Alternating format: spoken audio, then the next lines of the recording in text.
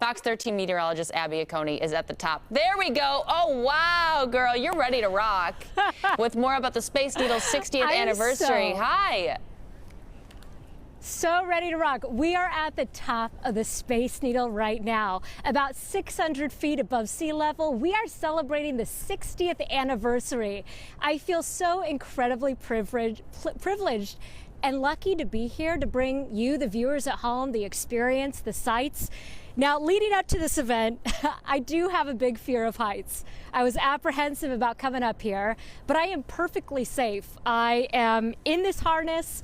I have people that are helping me out. This actually isn't quite as scary as I was expecting. And maybe part of that is because the view is so obscured by these clouds. Now, we do want to zoom out a little bit and show you as much of the view as possible.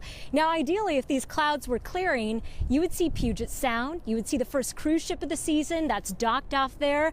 Also, Queen Anne, Magnolia.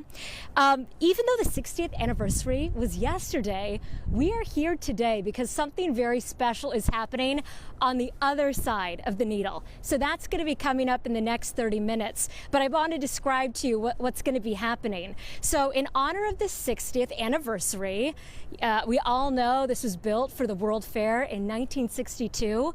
The Space Needle actually has been fielding submissions from people describing their favorite moments or memories or nostalgia associated with the Space Needle.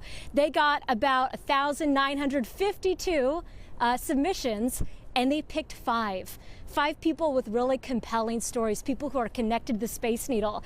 These 5 lucky people will be doing exactly what I'm doing. They're getting strapped in, they've got the harness.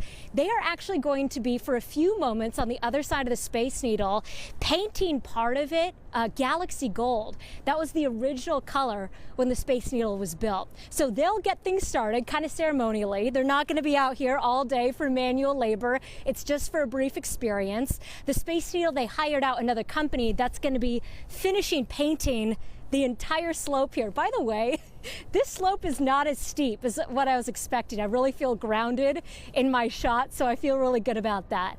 But for everybody out there, again, a sneak preview here because the top of the Space Needle is going to be covered in this galaxy gold color, and it's going to stay that way for the next 12 months. Now, I'm connected to a harness. But what is so amazing about the history of the Space Needle, first of all, a couple of stats coming your way, $75,000 to buy this plot of land. Originally, the design of the Space Needle was sketched out on a napkin. It took 400 days to build this thing, which is an incredibly ambitious timeline. And we've also been talking about how incredible, how remarkable that the workers who built this, they didn't have harnesses. They were scaling, they were climbing. A lot of them were mountaineer people who did a lot of climbing in general. So just reflecting back on the history is really amazing. And so many renovations since then. 60 million people estimated to have visited here, and what an iconic landmark in Seattle. All right, everybody, that is a sneak preview of what's to come in the next 30 minutes. So incredibly excited to be here. This is such a thrill. I haven't looked down yet, by the way. The clouds are helping me out, but I'm going to do that as soon as I get clipped up at the top. Brian, how are we doing? What's going on with these clouds? Can you help me out, clearing them a little bit? We need to get a huge fan and start blowing out some of these clouds because yeah.